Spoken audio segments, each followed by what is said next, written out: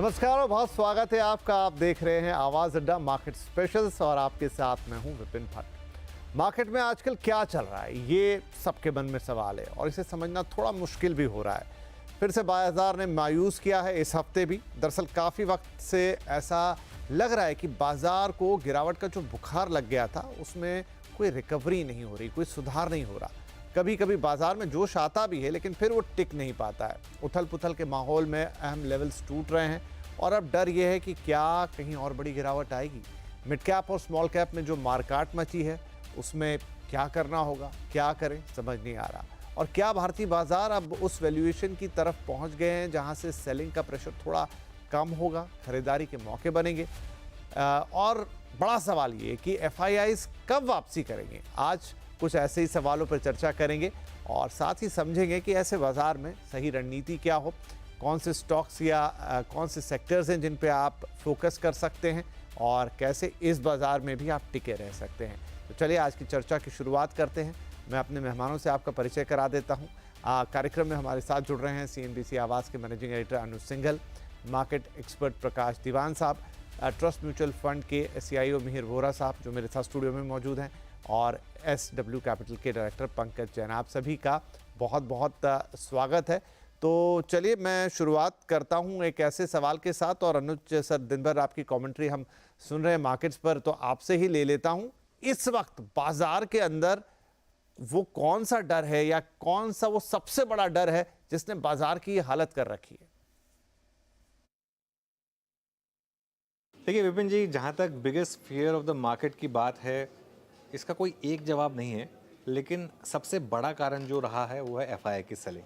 अब उसको आप किसी भी रीज़न से एस्क्राइब कर सकते हैं, लेकिन एक चीज़ तो तय है कि FIIs पैसा निकाल रहे हैं और वो बाकी मार्केट्स में डाल रहे हैं। आज भी हमने एक CNBC आवाज़ पर एक रिसर्च प्रेजेंट की थी कि कैसे पैसा कहाँ कहाँ मार्केट में जा रहा है। फ्रांस जैसी मार्केट में बेतहाशा बाएंगे, चाइना में बेतहाशा बाएंगे। कई कारण हैं, वहाँ की मार्केट सस्ती हैं या वहाँ की मार्केट में ग्रोथ ज़्यादा दिख रही है। हमारी मार्केट महंगी, हमारी मार्केट हमेशा महंगी रही है, लेकिन यहाँ मार्केट में FIIs को ग्रोथ दिखती थी। पिछले कुछ टाइम से ग्रोथ नहीं दिख रही है। करेंसी एक बड़ा फैक्टर रहा है जिसकी वजह से काफ़ी वॉलेटिलिटी रही है मार्केट में। और ट्रम्प टेंट्रम, देखिए आज सबसे ज़्यादा क्या गिरा? ऑटो, जिससे एक्सपेक्टेशन थी बजट के बाद कि सबसे ज़्यादा चलेगा। क्यों? क्योंकि एक फियर लग रहा है कि अब डोनाल्ड ट्रंप शायद अपनी बातें मनवा लेंगे थोड़ा सा। शायद अब हम भी कहेंगे कि ठीक है, हम भी आपके गुड्स पर कम टैरिफ लगाएंगे, आइए आप। तो अगर टेस्ला आई तो ऑटो स्टॉक्स गिरेंगे। वैसे बहुत फारफेच्ड है, लेकिन आज तो गिर गए स्टॉक, क्योंकि मार्केट में खेल सारा सेंटीमेंट का है। तो इसके लिए कई सारे फियर्स है मार्केट में इवेंचुअली। लेकिन पता है बात क्या है Vipin ji? It all boils down to दो चीज़ें, सेंटिमेंट और अर्निंग्स। इस समय सेंटिमेंट खराब है, अर्निंग्स खराब है। इसके बाद आप जो मर्जी कारण ढूंढते फिरें, अगर ये दोनों चीज़ें इंप्रूव हो गई ना, अर्निंग्स और सेंटिमेंट, उसके बाद इन्हीं खबरों में मार्केट चलेगा। तो ये आप समझ लीजिए कि सारा का सारा गेम जो है वो नियर टर्म में सेंटिमेंट का है। जी, तो मिहिर जी, जैसा अनुज कह रहे हैं कि सेंटिमेंट और अर्निंग्स, क्योंकि यही खराब है, अगर ये सुधरेंगे तो मार्केट चलेगा। हम और आगे इसमें डिटेल में जाएंगे, लेकिन एक तो ये दो चीज़ है और दूसरा FIIs आखिर ऐसा क्या ढूंढ रहे हैं जो उन्हें मिसिंग लग रहा है कि वो बिल्कुल ही माल बेचते ही जा रहे हैं? देखिए, sentiments and earnings of course very important है। एक तीसरा भी एक ये पहलू है जो मैं कहूँगा वैल्यूएशंस, वो भी इम्पॉर्टेंट है। और सेंटिमेंट तो ख़राब है जैसे देख रहे हैं हम, बट वो सेंटिमेंट FIIs का ख़राब है। ओके, लोकल सेंटिमेंट तो अभी भी बरकरार है। ये भी बात है कि उधर तो बाइंग आ रही है, डोमेस्टिक रिटेल बाइंग तो है ही, म्यूचुअल फंड्स के थ्रू और डायरेक्ट इक्विटीज के थ्रू। तो मेरे ख्याल से सेंटिमेंट में लोकल सेंटिमेंट अच्छा है। FIIs का मैं ये नहीं कहूँगा कि इंडिया की ओर जो है कोई ऐसी नाराज़गी है। ओनली थिंग इज़, पहले ऑप्शंस जो थे उसमें रिलेटिवली इंडिया बहुत अच्छा लग रहा था। अब इंडिया चाहे अच्छा भी लग रहा हो, लेकिन और चीज़ें हैं जो ज़्यादा अच्छी लग रही हैं। फॉर एग्जांपल अभी एक दो महीने से हम देख रहे हैं कि चाइनीज़ टेक्नोलॉजी स्टॉक्स में काफ़ी दिलचस्पी आ रही है, बिकॉज वो एक डीप सीक का जो अनाउंसमेंट किया, जो US की भी जो आर्टिफिशियल इंटेलिजेंस की जो एल्गोरिदम्स है उससे भी बेटर परफॉर्मेंस और काफ़ी सस्ते रेट पे मिल रहे हैं। तो वो एक बज़ क्रिएट हो रहा है चाइना का। यूरोप का ये है कि वहाँ की करेंसी वीक हो रही है और टिपिकली ये दिखा है कि यूरोपियन जो एक्सपोर्टर्स हैं उनको करेंसी का बेनिफिट होता है। तो वहाँ पे अर्निंग्स की थोड़ी एक्सपेक्टेशन आ रही है वीक यूरो की वजह से। तो मेरे ख्याल से ऐसी कोई नाराज़गी नहीं है इंडिया से, इज़ जस्ट दैट बाकी चीज़ें अच्छी लग रही है। और जो मैंने वैल्यूएशंस की बात करी वो तो अब काफ़ी अट्रैक्टिव हो गए in the relative scheme of things. ये जो हमने मार्केट में करेक्शन देखा है उसकी फंडामेंटल रीजंस भी थी। ऐसा नहीं कह रहा हूँ कि सब हंकी डोरी है, सब अच्छा है। इंडिया में भी हमने अर्निंग्स जो है वो कट देखे हैं, स्लो डाउन देखा है, और उसके कारण मेन जो कारण मैं कहूँगा, गवर्नमेंट स्पेंडिंग कम हुई थी, अर्बन स्पेंडिंग भी थोड़ी कम हुई थी, और आरबीआई ने जो लिक्विडिटी टाइटनेस रखी थी बाजार में ऑलमोस्ट एक साल से, उसका भी इम्पैक्ट स्लो डाउन में आया, क्रेडिट ग्रोथ में आया। तो ये सारे स्लो डाउन के जो फैक्टर्स हैं वो रेलेवेंट हैं, उसकी वजह से हमने सेंटिमेंट और मार्केट दोनों को डाउन जाते देखा। लेकिन अगर हम ये अभी भी विश्वास रखते हैं कि इंडिया का जीडीपी ग्रोथ रेट 6.5 या 7% की करीबन आएगा फॉर FY26 और FY27, तो फिर वैल्यूएशंस काफ़ी अट्रैक्टिव हो गए हैं। स्मॉल कैप इंडेक्स 20-22% डाउन हो गया, और स्मॉल कैप इंडेक्स का जो मीडियन स्टॉक है वो तो 35% डाउन है। ओके, सो वैसे फंडामेंटल जो थोड़े वीक हुए हैं, लेकिन अगर हम सिक्लिकल रिकवरी की बात कर रहे हैं, और हम बिलीव करते हैं, विश्वास रखते हैं कि इंडिया की जो स्टोरी है शायद 1 क्वार्टर की वजह से या 2 क्वार्टर की वजह से स्लो डाउन हुई है, ये परमानेंट नहीं है, तो मेरे ख्याल से वैल्यूएशंस बहुत अच्छे हैं। राइट, वैल्यूएशंस पे आएंगे, थोड़ी और चर्चा करेंगे, लेकिन प्रकाश साहब, तो हमने ऑलमोस्ट 2 कारण मोटे मोटे देखे, अनुज ने बताया, सर ने भी एक्सप्लेन किया। आपका पॉइंट ऑफ व्यू क्या है, क्यों बाजार में ये स्थिति है? विपिन भाई, देखिए, इस गिरावट की एक्चुअली शुरुआत या नींव जो है वो बनी थी जब हमने पिछले 1 साल 1.5 साल में जो आईपीओ देखे हैं, वो बहुत ही स्ट्रेच वैल्यूएशंस पे आए हैं। अब वो जब आईपीओ आते हैं, मार्केट में ओवर सब्सक्रिप्शन के आंकड़े घूमते हैं, अलॉटमेंट में पैसा बनता है, तो ये चीजें नजरअंदाज की जाती है। और वो चीज जो नजरअंदाज जो किए, उसके हम उसको भुगत रहे हैं, क्योंकि बहुत सारी कंपनीज ऐसे वैल्यूएशन पे आई जो सस्टेनेबल नहीं थे। जो मीर ने भी कहा कि वैल्यूएशन एक बहुत बड़ा इंपॉर्टेंट पार्ट है, it is the other side of the coin, earnings is one side, valuation is the other side, और इसको कितना ऊपर उछालना है वो सेंटिमेंट डिसाइड करता है। तो ये जो सिक्का था आपका वैल्यूएशन के तौर पे आईपीओ में एक्सटेंड हो गया, उसके बाद बहुत सारा आपने, और इसका एक इंडिकेशन आपको ख्याल होगा कि जितना ओएफएस यानी खुद का माल प्रमोटर से बेचा है पिछले 2024 कैलेंडर ईयर में, वो हमारी हिस्ट्री में इतना ज्यादा कभी नहीं हुआ। तो वो कब होता है कि प्रमोटर को तो सबसे ज्यादा पता है कि बिजनेस कैसा है और ये वैल्यूएशन पे बेचने लायक है कि नहीं। तो जब वही बेच रहे हैं इतनी बड़ी मात्रा में, तो ये समझना चाहिए था। और दूसरा ये हुआ है कि जो अनुज का अक्टूबर से अर्निंग्स में, जब आपने सितंबर एंड की अर्निंग्स देखी और अर्निंग्स में वीकनेस शुरुआत होनी शुरू हो गई थी, ग्रोथ नहीं आ रहा था, जो हमारा मार्केट हमेशा ग्रोथ के बलबूते चलता था, और उसके साथ साथ नवंबर में ट्रम्प साहब का आगमन हो गया। तो ये जो कॉम्बिनेशन हुआ है, ये जो परिबल जो सब मिले हैं, कन्वर्ज हुए हैं, उसकी वजह से एफआईज की यहाँ से एग्जिट होनी शुरू हुई।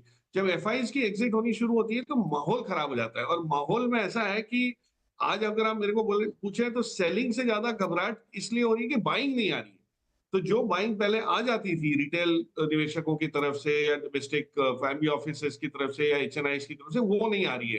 तो जो सेलिंग हो रही है वो बहुत ज्यादा आपको उसमें एक तीव्रता दिख रही है जो अदरवाइज नहीं दिखती, क्योंकि बाइंग है। So I think it is absence of buying more than just the selling that is concerning, and ये चीज को पलटने में थोड़ा समय लग सकता है। सेंटिमेंट जब सुधरेगा तब होगा। जी, ठीक है, तो वो कितना समय लगेगा आगे चल के वही स्केल करने की कोशिश करेंगे।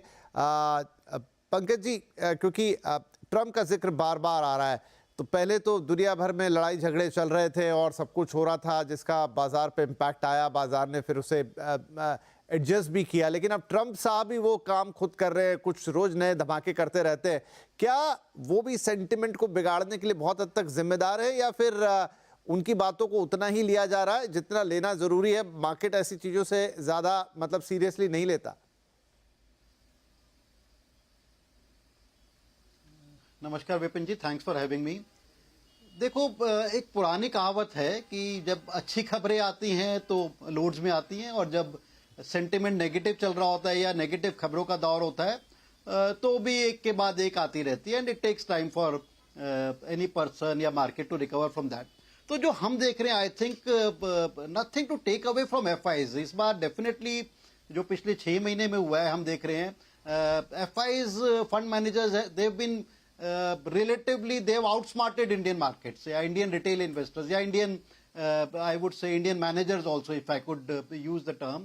And जिस तरह से consistently हमने देखा कि सितंबर अक्टूबर के बाद consistent selling चल रही है एफआईज की, और शुरू में ऐसा लग रहा था, शुरू में I think the kind of momentum हमारी मार्केट में था, जो रिटेलर्स में जो मोमेंटम था, वो शायद उस मोमेंटम में बह गए and we kept on absorbing their selling rather than ये देख के कि हमारी वैल्यूएशन फ्रॉती हो गई हैं, वैल्यूएशन फ्रॉती हो गई हैं। और ये मान के चल रहे थे, आई थिंक हमारे भी काफी लोगों से पिछले दिनों भी बात हुई है, काफी दिनों से ऐसी धारणा हो गई थी फॉरेन मार्केट्स में कि apart from Indian markets being फ्रॉती कि रुपी में भी स्टेबिलिटी देखने को शायद नहीं मिलेगी। और ये काफी दिनों से धारणा चल रही थी कि अल्टीमेटली रुपी में settle somewhere between 88 and 90 rupees in a period of time, I am not talking about 1 month और 2 मंथ्स। और उस चीज को लेते हुए ये हम देख ही रहे थे कि यूएस मार्केट में ऑन अ स्टेबल बेसिस जो 10 ईयर ट्रेजरी यील्ड चल रही थी या शॉर्ट टर्म यील्ड भी चल रही थी, आराम से वहां पर 6 से 7, 7.5% का एक सेफ रिटर्न मिल रहा था इन टर्म्स ऑफ डॉलर। तो इन सब चीजों का समीकरण बना, हमारी जो Q3 के रिजल्ट्स आए, आई थिंक डेफिनेटली नॉट अच्छे रिजल्ट्स नहीं थे, और Q4 के भी जिस तरह रिजल्ट्स आए कोई बहुत ज्यादा इंकरेजिंग नहीं है। उसके बाद जो ट्रम्प फैक्टर आया, so I think it was a combination of all this things. और जैसा कि हमारे अभी कलीग्स भी कह रहे थे, इट्स नॉट दैट कि पूरे वर्ल्ड में इस टाइम मंदी है। अगर आप ग्लोबली देखें, काफी सारी market apart from the US market, उन्हें भूल जाइए, वो तो डेफिनेटली बहुत सीरियस और परफॉर्मिंग मार्केट है। अपार्ट फ्रॉम दैट काफी सारी European market, Chinese market, Japanese market, I think they have been doing pretty well in last, अगर हम 1-2 महीने की बात करें। सो अब ये कहना कि कहां पर एफआईज की सेलिंग थम जाएगी, कहां पर they will take a respite and will take a U turn, कहना थोड़ा मुश्किल है, कहना थोड़ा मुश्किल है। बट नियर टर्म में अगर हम बात करें, 2-4-6 हफ्ते की बात करें, I think take some time. Levels की बात करें, I think Nifty could easily slide another 5 to 7%। मेरा ये मानना है, what we have been advising our clients, की ऑन अ ब्रॉडर बेसिस कहीं 21,800 से लेके 22,500 के बीच में कहीं ना कहीं एक रिलेटिव प्लेटू या बॉटम निफ्टी में देखने को मिलना चाहिए। वहां तक इस तरह की डिस्ट्रक्शन ऑलरेडी हो चुकी है, 30 to 40% in small cap and mid caps. Large cap में भी 20 से 30% की डिस्ट्रक्शन हो चुकी है। It's just that we have to stick to quality now. Quality name में हर फॉल पे 10, 15, 20% अब हम ले, और उसको लेने के बाद फ्रॉम लेवल्स क्लोजर टू 22,000 लेना बंद कर दे and then let market settle down. और मेरे को लगता है कि वहां से अच्छे रिटर्न अगले 2-3 क्वार्टर में मार्केट्स को देखने को मिलने चाहिए।